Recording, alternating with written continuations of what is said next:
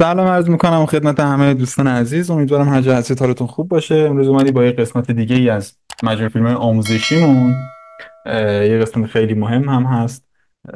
دیگه یواش یواش داره مباحثمون تموم میشه. امروز میخوام در مورد ورودها صحبت کنیم. حالا من یه یادداشتی کردم ببینم چیا باید صحبت میکردیم در موردش. عرض شود خدمت شما یکی MSS مارکت استراکچر شیفت، یکی CIST، SMT که صحبت کردیم، چیز خاصی نداره دیگه. ببینید SMT برای ورود خیلی مهمه. بهتون گفتم SMT مثل کلیده. ببینید اصلا کلا ورود اصلا تایید کننده ورود ما SMT. یعنی اگر SMT نداشته باشیم شما چاک، حتی چاک اسمارت مانی، چاک اسمارت مانی هم شما ببینید اصلا اون چاک بی ارزشه برای ما. یعنی باید ما دنبال SMT باشیم. اول مرحله یک رو، استپ یک رو بگذرونیم و تازه مرحله دو برای ما باز میشه. مرحله دو چیه؟ تازه دیدن چاکه، تازه دیدن شیفته، مارکت استراکچر شیفته، CISD. اوکی، حالا بریم سراغ صحبت در مورد این دوتا اه، تاییدیه برای ورودی که CISD یکی مارکت سرچ شیفته. هر جفت اینها یک سری خوبی ها دارن، یک سری بدی ها دارن.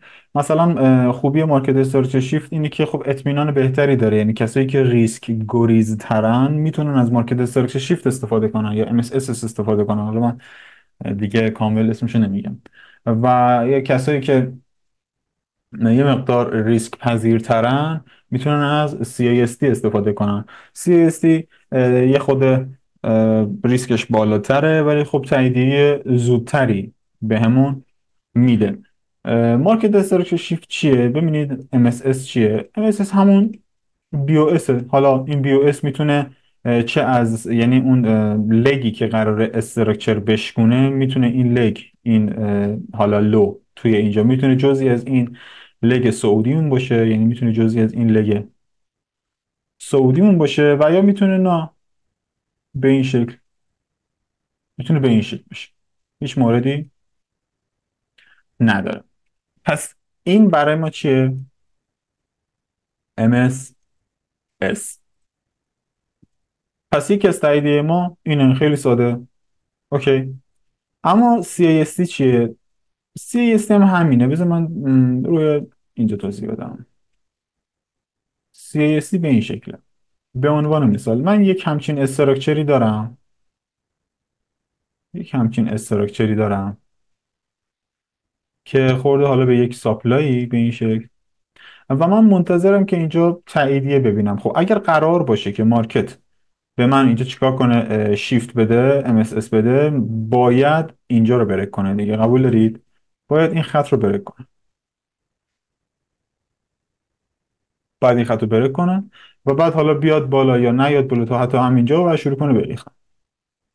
اما CIST به من چی میگه؟ ببینید اگر ما، حالا این CIST یه سری ها یه جور تعریف میکنن، یه سری یه جور دیگه تعریف میکنن. بهترین حالتش به نظر من، کم ریسک ترینش همینی هست که الان میخوام بهتون بگم. ببینید به عنوان مثال اگه من این رنگ کندل سبز کنم، خب سعودی دیگه، سعودی ارسال خدمت شما، نزولی، اینو حالا قرمزش کنیم و مجددا سعودی. دو تا بذاریم که اشکالی پیش نیاد. اگر دقت کنید من شادو نکشیدم برای اینا. درسته، من برای این هیچ شادویی نکشیدم. یعنی چی؟ یعنی توی CIST شادو برای ما اهمیتی نداره. چه توی برک کردن و چه توی این خط CIST مشخص کردن برای ما شادو اهمیتی نداره. یعنی برک کردن برای ما فقط با کلوز قابل قبوله. اوکی، یه همچین چیزی ما داریم. خب حالا مارکت اگر قرار باشه گفتیم MSS بده، باید بیاد این کف رو بزنه و حالا MSS ایجاد میشه و بعد مثلا توی پول بکش ما میتونیم اینو ترید بگیریم. اگر بخواید خیلی زودتر وارد عمل بشید، وارد معامله بشید و حالا از معامله جا نمونید به هر دلیل، میتونید چیکار کنید؟ میتونید بیاید دقیقاً آخرین اوردر بلاک، آخرین اوردر بلاک یا مجموع اوردر بلاک، امیدوارم بدونید دیگه اوردر بلاک و مجموع اوردر بلاک منظورمون چیه. ببینید الان در حال حاضر یه همچین لگ سعودی که ما داریم و یه کندل حالا نزولی وسطش هست، اگه من بخوام اینجا اوردر بلاک رو مشخص کنم، کل این دو تا دونه کندل میشن به عنوان اوردر بلاک. درسته، کل این دو تا دونه کندل میشن برای ما به عنوان اوردر بلاک. اگر لگ به این شکل بریک بشه، کل این برای من میشه چی؟ اوردر بلاک. ببینید تا اینجا. اگر این قرمز باشه چی؟ اگر این قرمز باشه چی؟ کل این ناحیه برام میشه اوردر بلاک. پس حواستون باشه، اوردر بلاک برای من میشه آخرین مجموعه کندل، حالا خلاف جهت لگ اصلی که داره حرکت میکنه. اگر تو اینجا لگمون نزولی باشه، خلاف جهتش میشه این سبز ها. اگر اینم سبز باشه به این شکل، کل این میشه برای من اوردر بلاک. و این برای من اوردر بلاک نیست. کل این دوتا برای من اوردر بلاکن.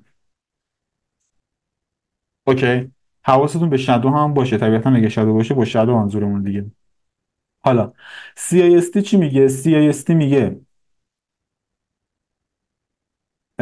حالا توی این حالت، توی این حالت سعودی، اوپن آخرین اوردر بلاک یا مجموع اوردر بلاک برای ما میشه چی؟ خط CIST. و مارکت باید بیاد زیر این خط اوپن چیکار کنه؟ کلوز کنه. شادو برای مقابل قبول نیست، باید کلوز کنه. و بعد از کلوز کردن من میتونم اینو تو برگشت بگیرم. حالا شیفت من اینجا بود، درسته، شیفت من اینجا بود، ولی شما با برک شدن این میتونید وارد معامله بشید. یه وقت میرید مثلا این به همینجا پول بک میزنه و میاد به قول معروف اینجا استرکچر هم به اصطلاح میشکنه و اصلا دیگه بر نمیگرده به این بالا و میریزه و شما اگر منتظر MSS می بودید ترید رو از دست میدادید. اوکی. پس فرق MSS و CAST رو ما اینجا بهتون گفتیم. اما اصلی ترین مرحله یا بهتر بگم استپ یک تاییدیه ورودمون چیه؟ SMT. دوستان SMT نباشه اصلا همچین چیزی امکان پذیر نیست. ترید این قضیه امکان پذیر نیست. من اینجا باید SMT داشته باشم، حالا یا به این شکل یا به این شکل، فرقی نداره. SMT باید داشته باشم.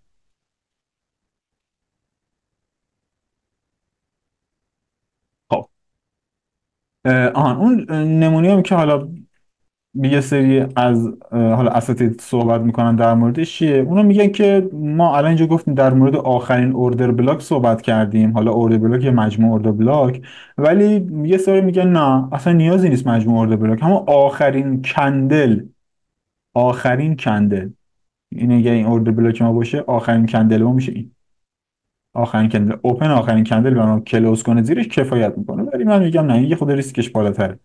شما ببینید با کدومش راحت دارید. دوست دارید این بالایی رو بگیرید به عنوان کلوز، به عنوان کلوز زیرش به عنوان CISD، یا نه کل اوردر بلاک رو شما اوردر بلاک رو نقض کنید دیگه.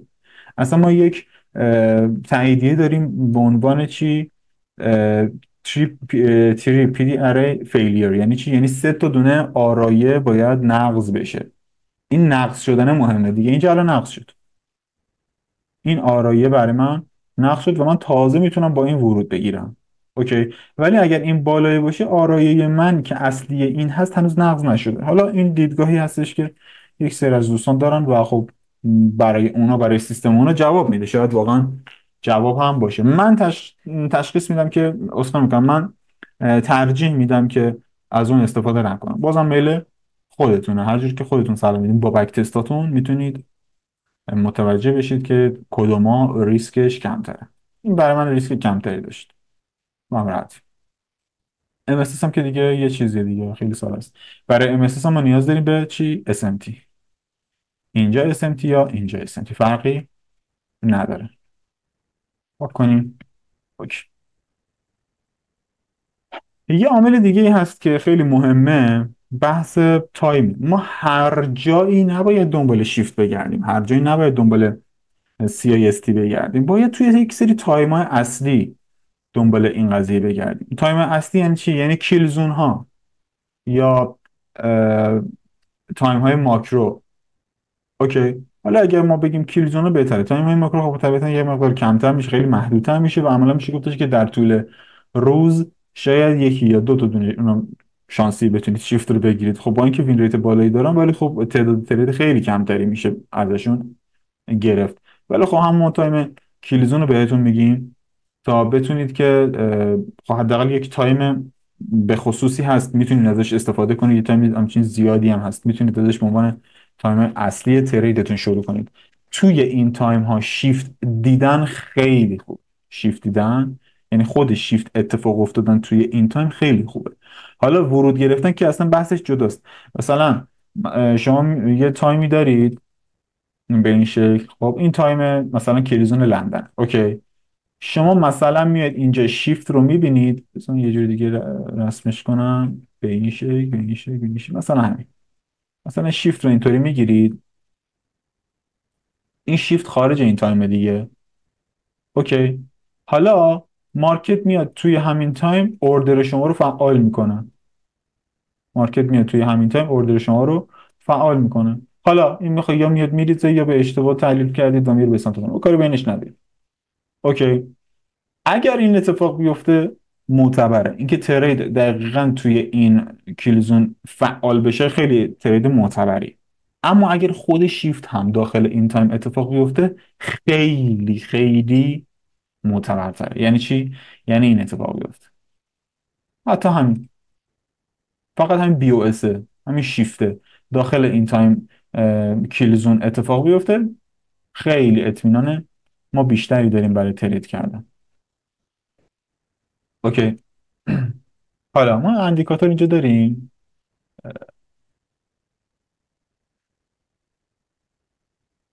خب کیلوزونه که ما داریم، ببینید تایم آسیاست، تایم لندن، تایم نیویورک، اینطوری بگیم بهتره، تایم آسیا.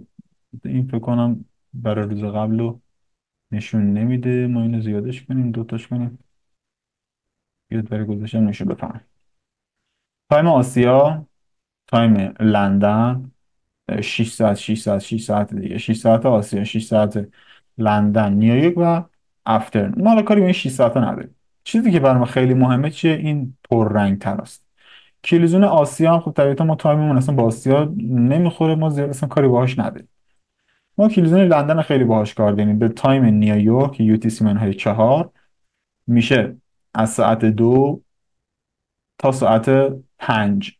حالا اینجا جدید 4:45 از اون هم 5 تایم، یه دقیقه برید تا 4:49 رفته، تا تایم 4:49 رفت. اصلا میکنم 59 دقیقه، 4:59 اصلا میکنم. خب بریم دنبال همین داستانی که داشتیم تعریف میکردیم. خب پس لود شد، چرا لود نشد؟ کلیزونمون اینجا لود شد.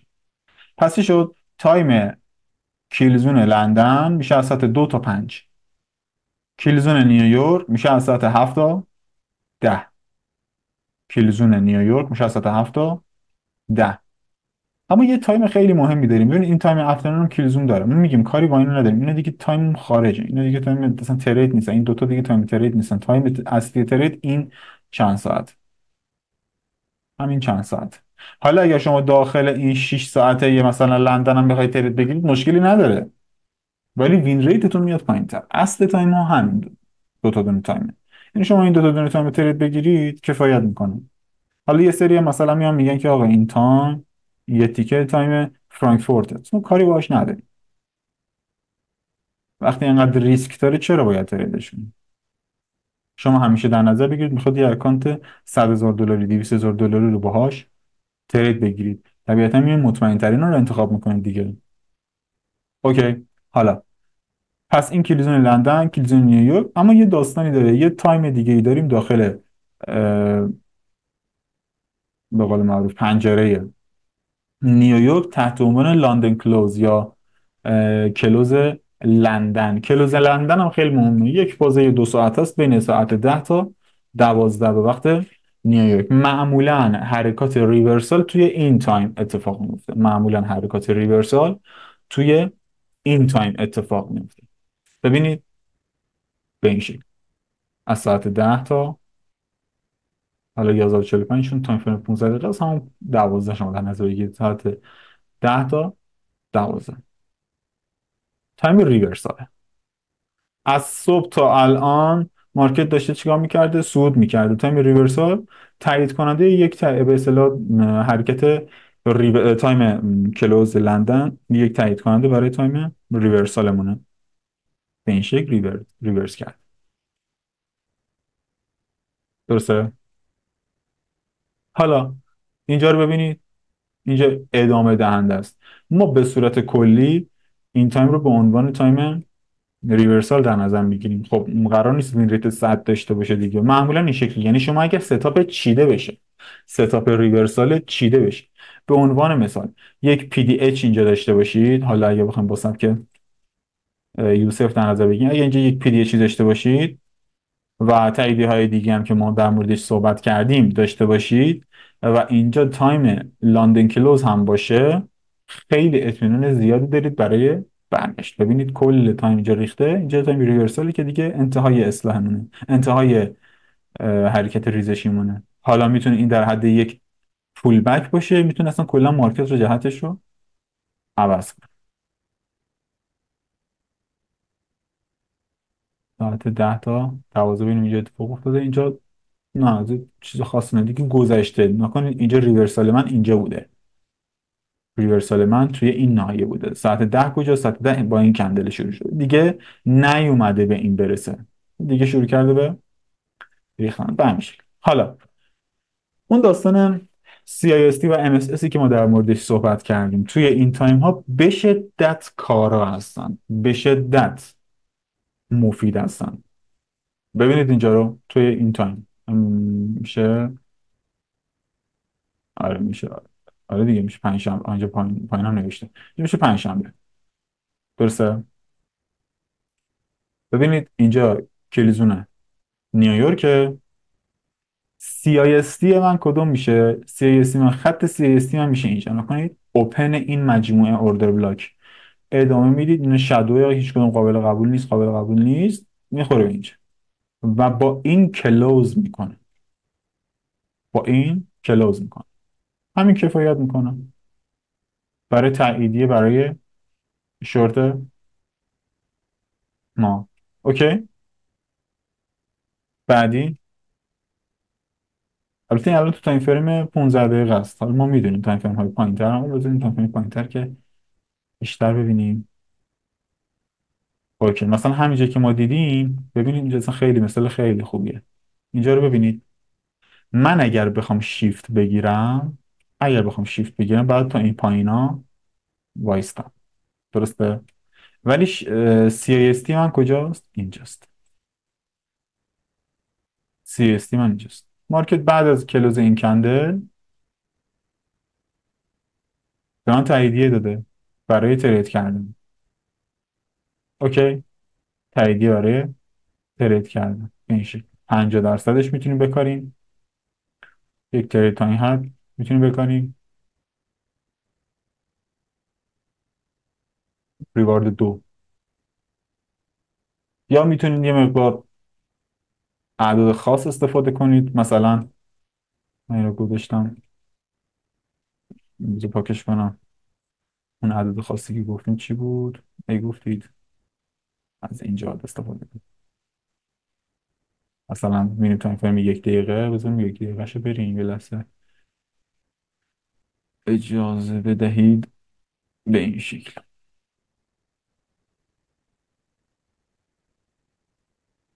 اون فیبایی که من بهتون یاد دادم میتونید از اون استفاده کنید. به این شکل، به این شکل نرسیده بهش، از ناحیه -1 تا -1 کنیم ریخته.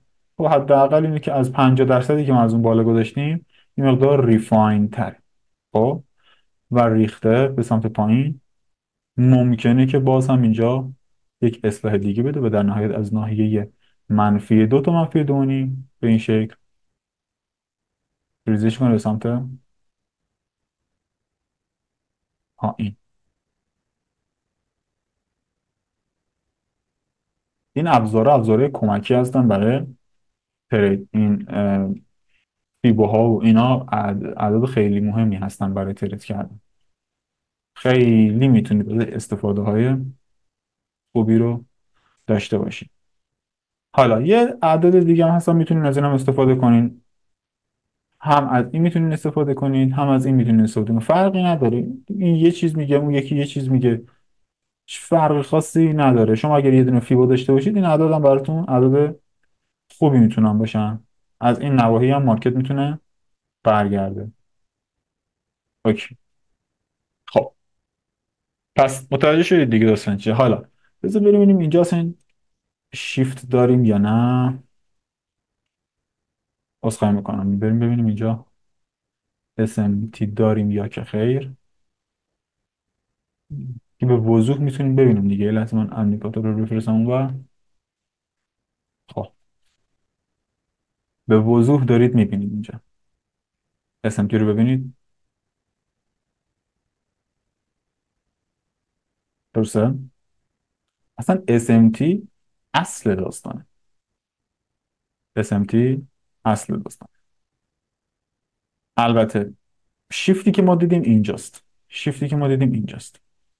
درسته؟ میبینید این پایینه، اینجاست. یعنی داخل اینجا من باید SMT رو ببینم. درسته؟ داخل اینجا من باید SMT رو ببینم. اینجا رو نکنید. این شیفتی که گرفتم حالا من نمیتونم پیدا کنم. برم SMT پایینش. نه دیگه SMT خاصی نداریم. شاید با دگزی داشته باشیم. من یه لحظه ستشم بیارم.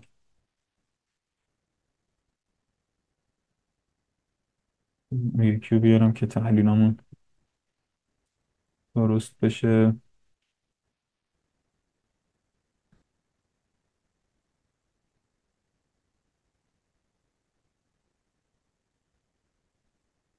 نه با دگزی هم اینجاها نداره. پس بهتره از این شیفت استفاده نکنیم. از چی استفاده کنیم؟ از کدوم شیفت استفاده کنیم؟ بریم دوتایی دوباره. اینجا رو ببینید. مارکت اینجا به ما هیچ تاییدیه‌ای برای SMT نداده تا اینجا میده. اینجا رو ببینید. از اینجا به اینجا. این یکی هم از اینجا به اینجا. اوکی. درسته. حالا اینجا به ما آیا شیفت داده یا که خیر؟ یه شیفت این پایین داده.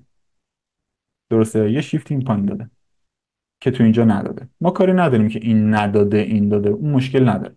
یعنی الان ما میتونیم با استفاده از این شیفتی که اینجا وجود داره ترید رو بگیریم. خب اما یه داستانی که هست اینی که بالای اینجا گپ وجود داره. گپی که بالای اینجا وجود داره یه خود کار رو ریسکی میکنه.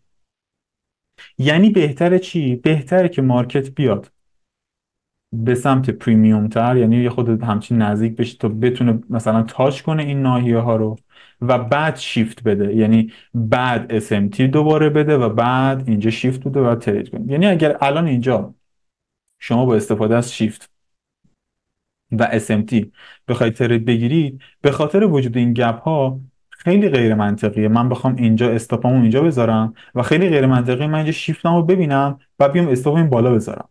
واقعا اتفاق غیر منطقیه. شما باید شیفتی رو ببینی که بعد از اون دیگه مارکت نره هانتش کنه. تا دیگه چه کاری بود اصلا این اتفاق. درسته. پس استاپ گذاشتن پشت این ناحیه غیر منطقیه به خاطر اینکه بالا گپ وجود داره. استاپ گذاشتن این بالا هم غیر منطقیه به خاطر اینکه من اینجا شیفت دیدم و اگه بخواد بیاد این بالا که اصلا این شیفت هم غیر منطقی میشه، اصلا قابل استفاده نیست دیگه. پس بهتره اگر قرار باشه شیفت بگیریم موقعیت برای هر دو چارت به یک شکل باشه. مثلا اینجا رو ببینید. مارکت به این شکل اومده به سمت پایین، اینجا حالا رفته به سمت بالا و اینجا چیکار کرده؟ اینجا اومده به سمت بالا، اینجا دوباره این سقف رو هانت کرده و اگر دقت کنید از اینجا کدوم بود سقفش؟ به اینجا الان دوباره یک SMT داده و جهت هر دوتاشون داره به یک سمت و سو میره. درسته؟ جهت هر دوتاشون داره به یک سمت و سو میره. اوکی. حالا من اگه بخوام شیفت ببینم یا CIST ببینم چیکار بکنم؟ اگه بخوام CIST ببینم خیلی ساده به این شکل با همین کنده. یعنی شما با این نکته خیلی طلایی بهتون بدم، الان اینجا CIST اتفاق افتاد توی نقره. درسته؟ توی نقره CIST اتفاق افتاد. ما میدونیم که چون این دو تا دونه ارز با هم دیگه کورلیشن دارن، بنابراین باید به یک سمت با هم دیگه حرکت کنن دیگه. درسته؟ چون مثبته، کورلیشن مثبته. حالا وقتی نقره قرار باشه بریزه، طلا هم باید بریزه دیگه. اگر نقره قراره بره بالا، طلا هم باید بره بالا دیگه. خب حالا یعنی چی؟ یعنی اگر توی یکیشون شما شیفت یا CIST دیدید، میتونید توی اون یکی تریدتون رو بگیرید. اگر توی یکی شیفت رو دیدید، میتونید توی اون یکی تریدتون رو بگیرید. هیچ مشکلی نداره. کندلی که باعث شیفت شده اینه، یعنی این. به هر دلیلی شما اینجا جا موندید یا به هر دلیلی دوست داشتید توی نقره ترید نگیرید، میاد اینجا میکارید مثلا دیگه. درسته؟ میاد اینجا میکارید به این زیبایی جا میمونید. مثال دیگه. پس متوجه شدید؟ پس کندلی که باعث شیفت شده، به موازاتش روی اون یک ارزه نگاه میکنید و میدونید که اون کندله که باعث شیفت شده، که اون یکی هم میتونه باعث شیفت بشه. یعنی میتونید توی اون یکی ارز همون رو ترید بگیرید. خب بریم یه چند تا مثال دیگه بزنیم و این داستانم ببندیم. خب امروز که اصلا NFP بوده هیچی.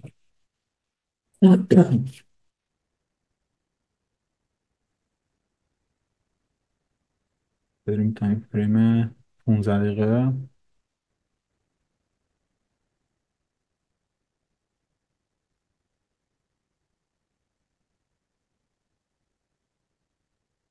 مثلا اینجاش خاصی نداده به ما. حالا تو 15 دقیقه اگه بخوایم در نظر بگیریم، ببینید تو 15 دقیقه اگه بخوام CSC در نظر بگیرم، اولین کاری که باید بکنم چیه؟ SMT. درسته؟ اولین کاری که باید در نظر بگیرم SMT. ببینیم ما اینجا SMT داریم یا نه. اینجا نداریم. پس یعنی این CISD که من میگیرم نامعتبره دیگه. حالا نه که نره بالا، خب میبینید که رفته، ولی برای اطمینان بیشتر ما از SMT باید استفاده کنیم. درسته؟ حالا البته اینجا هم یه دونه SMT داریم، ولی SMT های بزرگتر به درد زمانهای بزرگتر میخوره. یعنی الان شما بخواید دنبال SMT 15 دقیقه اسخای میکنم، اگه بخواید دنبال شیفت 15 دقیقه بگردین، نمیین مثلا از هفته پیش دنبال SMT بگردین دیگه. شما میین توی همون روز دنبال SMT میگردین. من اینجا میتونم بگم این آره درسته این با این SMT داره، ولی نمیتونم ازش به عنوان شیفت 15 دقیقه استفاده کنم یا CIST 15 دقیقه استفاده کنم. باید در همون روز اتفاق بیفته. اوکی، حواستون به این نکته باش. سعی میکنم خیلی ساده توضیح بدم که برای همه دوستان جا بیفته. مثلا ببینید اینجا رو به این شکل، به این شکل SMT. درسته؟ حالا با هم یه دونه تک کندلی که تو یورو زده با این CIST اینجا، این CIST اتفاق افتاد. یعنی شما اگر میخواستید ترید بگیرید اینجا رو، البته که توی تایم 10 هم هست. ببینید این توی تایم 10. سه 9:45 بعد ساعت 10 شیفت به سمت بالا رو داد. پس تازه اینجا تاییدیه‌ای برای برگشتتون اتفاق میفته. حالا شما میتونید توی این ارز یا توی این ارز، همه چی بستگی به خودتون داره، بر اساس تحلیلتون که کدوم ارز قوی تره کدوم ارز ضعیف تره، یا نه کدوم رو هر جفتش میتونید تریدتون رو بکارید. به عنوان مثال اگه من بخوام اینجا ترید بگیرم، مثلا بریم 5 دقیقه، من از همون حدود خودم استفاده میکنم به این شکل. شما از همینجا میتونید چیکار کنید؟ تریدتون رو بکارید. شما از همینجا میتونید تریدتون رو بکارید، یه دونه 1 به 2 1 به 3 بگید. نه دوست ندارید میتونید ریفاین ترش کنید، مثلا تا 62 دهم.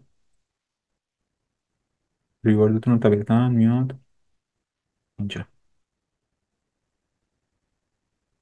میبینید که دقیقا به این خط خورد و واکنشش رو داد. حالا اینکه تیوی بشه یا نه خودم میدونم، مهم نیست. اصلا خارج تایم بود دیگه، اهمیتی نداره.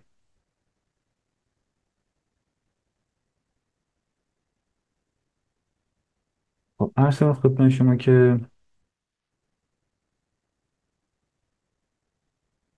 همین دیگه چیز خاصی نداره. بیشتر از این هم زمان ویدیو رو طولانی تر نکنین. کل داستان شیفت و CST همینه. فقط نکته ای که باید دقت کنید، حتما باید چی داشته باشید؟ SMT داشته باشید. گاه هم ممکنه SMT نداشته باشید و مارکت در جهت ترید شما پیش بره و شما تریدر از دست بدید. خب دادید که دادید، مهم نیست. یا حتی ممکنه تو اون لحظه SMT نده و بعدن SMT رو بسازه. اب نداره، هر موقع که ساخت شما بعدش میفتید دنبال ترید کردن. اوکی. مثل همینجا، اینجا این پایین به ما به اصطلاح SMT نداد، ولی بعدش اومد به ما SMT هم داد و بعدش شیفت رو گرفتیم و بعدش ترید رو گرفتیم. همین دیگه، چیز خاصی نداره، خیلی مبحث ساده ایه و با استفاده از این ورودها میتونید حداقل از خیلی از تریدایی که جا میمونید نجات پیدا کنید. این عددی هم که بهتون گفتم یکی از همین فیبوه، از این فیبوه و همچنین از همونی که بهتون یاد دادم استاندارد دیویشنه، میتونید استفاده کنید. این خیلی چیز خوبیه، اینا خوبه. هر کدوم که دوست دارید میتونید استفاده کنید.